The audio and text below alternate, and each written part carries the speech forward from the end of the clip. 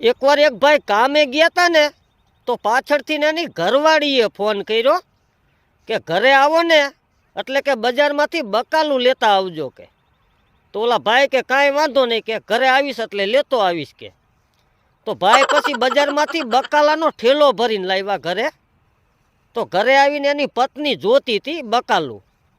રીંગણા નીકળ્યા, ટમેટા નીકળ્યા, મરચાં નીકળ્યા, દૂધી નીકળીને આવું બધું બકાલું નીકળ્યું.